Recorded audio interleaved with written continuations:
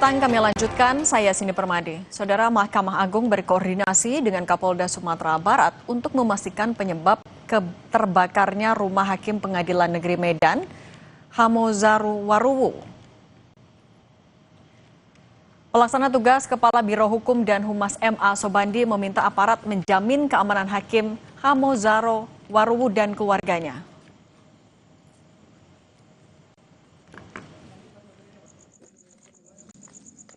Arahan Ketua Mahkamah Agung telah melakukan koordinasi dengan Kapolda Sumatera Utara dan Mabes Polri dengan Mabes Polri untuk memastikan untuk menjamin keamanan Hakim Dr. Hamozaru Waruwu SMH dan keluarganya serta seluruh aparatur Pengadilan Negeri Medan.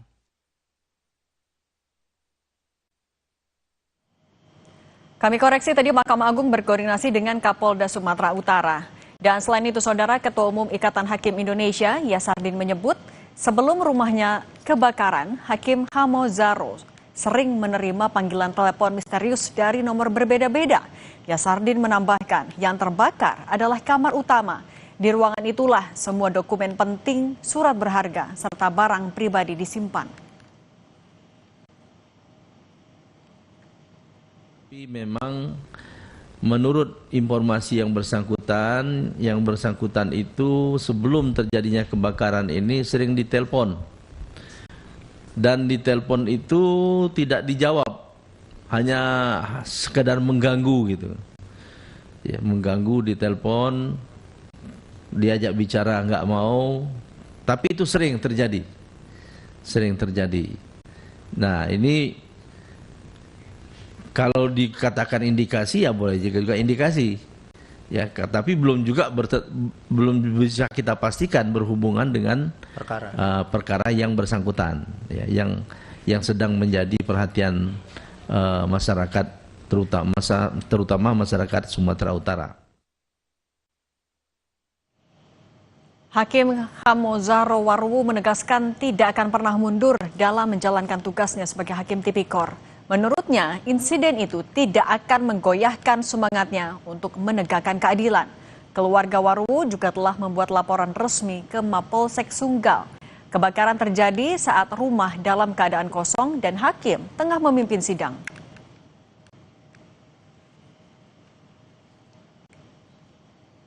Cuma tadi saya bilang sama pimpinan di kantor, saya bilang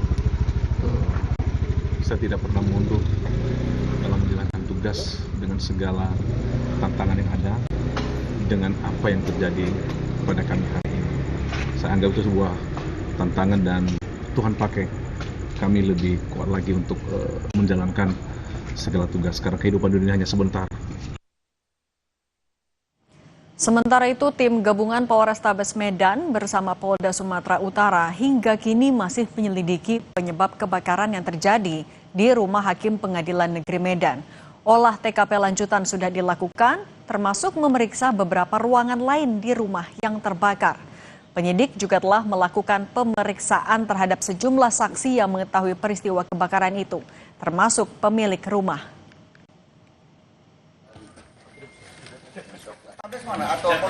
Bersama dengan Inavis dan bersama dengan tim laboratorium forensik, kita akan melihat sumber apinya dan kita padukan dengan hasil olah TKP dan kita padukan dari hasil keterangan para saksi dan pemilik rumah.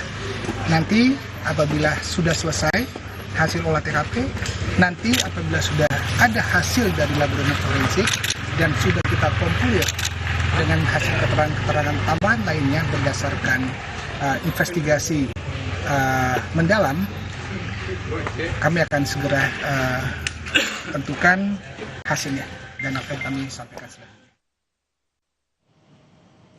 Hamozaru adalah hakim yang telah beberapa kali menyidangkan kasus korupsi, termasuk kasus korupsi pembangunan jalan di Sumatera Utara yang melibatkan nama Topan Ginting, mantan Kadis PUPR Pemprov Sumut.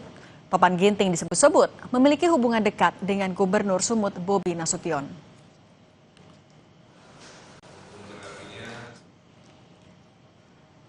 Rumah pribadi Hakim Hamozaro Waruwo, Hakim Tipikor di Pengadilan Negeri Medan yang menyidangkan perkara korupsi di Dinas PUPR Sumatera Utara terbakar. Apakah ini bentuk teror terhadap kerja seorang hakim? Kami akan bahas bersama dosen Sekolah Tinggi Hukum Indonesia Jentera, Bivitri Susanti, dan juru bicara MA, Yanto. Selamat petang semuanya. Selamat petang. Prof Yanto, ketika KY saja turun tangan untuk melakukan investigasi, kalau dari MA apakah juga menemukan ada kejanggalan? Ya, dari Mahkamah Agung begitu mendapat laporan secara lisan dari yang bersangkutan, maka kemudian langsung menelpon Kapolda Medan untuk melakukan penyelidikan terhadap peristiwa kebakaran tersebut. Itu. Dan kemudian juga minta untuk melakukan perlindungan kepada majelis hakim yang menyidangkan perkara korupsi tersebut. Kasus apa Pak? Maksudnya perkara apa? Ya semua perkara yang ditangani dia kan sedang menangani perkara. Ya, kami minta perlindungan, pengawasan sambil menunggu hasil penyelidikan terhadap kebakaran rumah tersebut. Apakah di kemudian hari kebakaran rumah tersebut kebakaran biasa atau kemudian kebakaran tersebut merupakan peristiwa pidana, seperti itu. Dan artinya ini Mahkamah Agung langsung mengontak kepada Kapolda Sumatera Utara. Termasuk kepada majelis hakim lain yang menangani kasus korupsi Dinas PUPR di Sumut, Prof? Ya. Ketua Mahkamah Agung meminta langsung untuk melakukan pengamanan dan perlindungan kepada para hakim di Sumatera Utara. Kalau soal ancaman yang diterima oleh Pak Hamozaro itu juga didengar oleh MA. Itu berapa lama ancaman diterima? Ya, yang bersangkutan menyampaikan sering menerima telepon, tapi begitu diangkat, ya tidak ada suara. Ya itu. Jadi begitu ada telepon dan teleponnya nomornya bergonta-ganti seperti itu. Itu sudah berapa lama, Prof? Sering. Bahkan yang bersangkutan bilang lebih dari 10 kali. Cuman begitu diangkat, tidak ada suara gitu. Tapi kalau dari MA melihat ada kaitannya kah Pak kasus kebakaran yang menimpa rumah Pak Hamozaro dengan kasus yang sedang ditangani di kasus PUPR Sumut? Mahkamah Agung menyerahkan sepenuhnya kepada penegak hukum, dalam hal ini kepolisian, untuk melakukan penyelidikan. Ya, apakah peristiwa tersebut kebakaran biasa atau memang kebakaran tersebut menjadi ada peristiwa hukumnya seperti itu. Nah, dari situ nanti dari hasil penyelidikan kepolisian, ya lembaga baru mengetahui tentunya, karena yang melakukan penyelidikan kan kepolisian seperti itu. Oke, kalau dari Mbak Bivitri, apa yang Anda lihat dari kasus ini? Anda melihat seberapa kuat kaitannya antara kasus kebakaran ini dengan kasus yang sedang ditangani, yaitu kasus korupsi di PUPR Sumut? Saya melihatnya sih kuat sebenarnya, walaupun kita nggak bisa konklusif ya, karena sedang diselidiki oleh kepolisian. Tapi kan begini, pertama-tama kalau ada peristiwa kayak seperti ini, kita akan melihat dulu kebakarannya seperti apa. Dan kita tahu ini bukan kebakaran yang satu pemukiman perumahan begitu ya, beberapa rumah terbakar. Tapi ini khusus, bahkan di sebuah kamar di mana memang ada barang-barang berharga dari yang bersangkutan. Kedua, kita akan lihat ini siapa nih yang jadi korban. Nah, nanti dari situ kita akan lacak latar belakang dari korban dan apa yang sedang ditangani. Nah, korbannya jelas di sini, apalagi dia adalah seorang hakim. Hakim itu dalam secara internasional, prinsip universal maupun dalam Undang-Undang Dasar negara kita memang ditempatkan sebagai suatu kekuasaan kehakiman yang independen. Dia akan selalu terancam posisinya karena dia akan mendeliver keadilan gitu, memberikan keadilan melalui putusannya. Nah, jadi dari profil yang kedua tadi ya, dari profilnya bahwa ia adalah seorang hakim, kita akan lihat perkara yang ditangani. Jadi meskipun kita belum tahu keputusan atau hasil penyelidikan dari kepolisian, dari dua indikasi itu saja menurut saya sih sudah cukup kuat kaitannya dengan perkara yang ia tangani, terutama kaitannya dengan Dinas PUPR tadi, Mbak. Dan Anda melihat ini juga adalah bentuk intimidasi kepada hakim yang bersangkutan berarti? Dari polanya, iya. Saya melihat ini intimidasi ya, karena diikuti kan kita juga membacanya dalam konteks yang lebih besar. Seperti diceritakan tadi oleh Prof Yanto, sebelumnya ternyata juga ada panggilan-panggilan seperti itu yang kita jangan remehkan. Karena posisi hakim ini memang istimewa, apalagi menangani kasus korupsi yang melibatkan tidak hanya jabatannya yang penting yang ada kaitannya dengan korupsi tentu saja, tapi juga kaitannya dengan sebuah jaringan kejahatan yang lebih besar. Karena kalau korupsi itu pasti nggak mungkin sendirian, seperti halnya pembunuhan atau pencurian begitu. Prof Yanto, ketika MA juga meminta adanya perlindungan untuk majelis hakim yang sedang menangani perkara yang saat ini sedang dilakukan, termasuk juga tadi kasus di Dinas PUPR, apakah artinya MA juga mencurigai ada kaitan ke arah sana atau soal ancaman juga ada kaitan ke arah sana? Ya lebih dari preventif lah Pak. Kita menjaga karena kan sudah ada peristiwa kebakaran. Walaupun harus kita buktikan dulu apakah kebakaran tadi kebakaran biasa atau peristiwa hukum. Oleh karena itu Mahkamah Agung ya sedini mungkin untuk menjaga memberikan perlindungan kepada majelis hakim dan langsung ya Pak Ketua Mahkamah Agung telah meminta dan saya juga telah telepon langsung kepada Kapolda Medan dan alhamdulillah yang Kapolda Medan menindaklanjuti untuk segera memberikan pengamanan dan perlindungan kepada majelis hakim di Pengadilan Negeri Medan. Prof Yanto memastikan artinya semua hakim di PN Medan atau hanya untuk kasus Dinas PUPR saja yang dapat perlindungan? Iya tentunya semua tentunya. Khususnya majelis hakim yang menyidangkan perkara yang sedang berjalan ya, khususnya itu. Oke. Mbak Bivitri, ketika perlindungan secara khusus diminta untuk majelis hakim sedang menangani kasus besar, diduga terkait dengan orang-orang besar, apa yang seharusnya tidak boleh luput dari pandangan KY dan juga polisi ketika menangani kasus kebakaran ini? Yang pasti kita harus menggunakan momentum ini untuk mengingatkan kembali, itu kewajiban negara dengan seluruh aparatnya, termasuk Komisi Yudisial, Kepolisian, juga bahkan Presiden, supaya independensi kekuasaan kehakiman ini terjaga gitu. Jadi saya kira dalam konteks yang ini Komisi Yudisial kan lebih masuk sebenarnya kepada persoalan etik biasanya ya, tapi tentu saja secara kelembagaan ia bisa memberikan dukungan moral maupun politik kepada Mahkamah Agung yang tengah melakukan perlindungan untuk menjaga martabat hakim gitu. Tapi saya kira tentu saja yang tidak boleh luput adalah dicek lagi sebenarnya peristiwa apa yang mengikuti sebelum terjadinya kebakaran dan sesudahnya juga.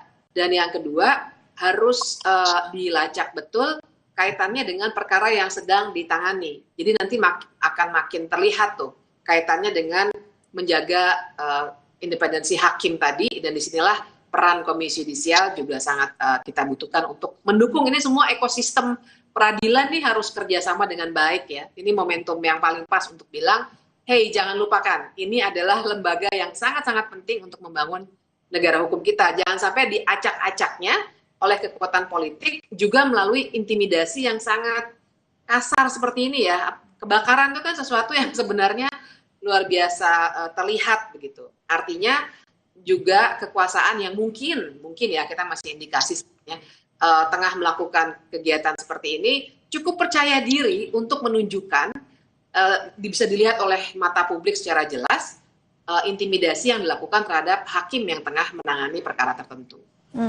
Kalau dari Prof Yanto, Anda melihat dari pemeriksaan sementara, olah TKP sementara dari polisi, koordinasi Anda juga dengan Pak Kamozaro, Anda menduga ada kesengajaan tapi dalam kasus kebakaran ini, Prof? Ya, kami tidak bisa menduga-duga ya. Kalau menduga-duga, ya namanya orang menduga-duga, tapi kan lebih pastinya kita menunggu sepenuhnya hasil penyelidikan yang dilakukan oleh kepolisian ya.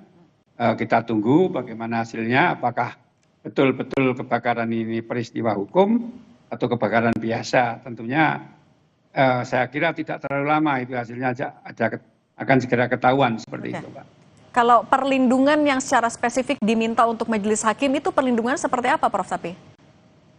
Ya tentunya kan ada yang namanya pelindungan itu kan ada pengawalan yang tertutup terbuka kan seperti itu ya. Apakah nanti yang diberikan itu seperti apa? Sepenuhnya kepada kepolisian ya. Kepada kepolisian untuk memberikan perlindungan dan pengamanan kepada majelis hakim atau kepada para hakim di Pengadilan Negeri Medan, khususnya majelis hakim yang sedang menangani perkara korupsi tersebut. Prof Yanto, mau penegasan juga, apakah Pak Hamozaro ini memang ada ketika di persidangan ia juga kerap meminta dihadirkannya saksi-saksi besar dalam kasus dugaan korupsi Dinas PUPR di Sumut? Ya, kalau diberitakan seperti itu ya di berita, ya, di media, cuman kemudian yang bersangkutan kan memang sering sebelum peristiwa kebakaran itu sering mendapat telepon, ya berapa kali mendapat telepon, tapi begitu diangkat tidak ada suara, dan itu nomornya berganti-ganti seperti itu. Oke, kalau dari Mbak Bivitri artinya perlindungan seperti apa yang harus diberikan kepada seorang hakim terutama yang sedang menangani kasus besar? Ya, pertama pasti fisik ya, dan fisik itu bisa diberikan yang paling formal dan paling kelihatan tentu saja kepolisian, karena memang tugasnya di situ untuk menjaga ketertiban, penegakan hukum. Tapi yang kedua juga saya kira dari pihak Mahkamah Agung juga perlu memberikan perlindungan dalam arti misalnya memberikan semacam kepastian akan pelindungan digital. Mungkin bisa dibantu juga oleh kepolisian. Gimana caranya supaya tidak ada hacking, doxing, dan hal-hal yang sifatnya menyalahgunakan data digital. Dan kemudian tentu saja dukungan dari pihak Mahkamah Agung secara institusi mungkin sifatnya lebih kepada dukungan mental begitu ya, keluarganya juga didukung dan hal-hal lainnya supaya benar-benar yang saya dengar kan beliau itu memang seringkali meminta supaya dihadirkan saksi. Tapi kan itu tugas hakim memang begitu. Nah, jadi itu yang mesti dilindungi ketika ia menjalankan tugasnya sesuai dengan Undang-Undang Kekuasaan Kehakiman, berarti harus dilindungi baik oleh aparat keamanan, kepolisian, maupun oleh institusi Mahkamah Agung yang menaungi para hakim.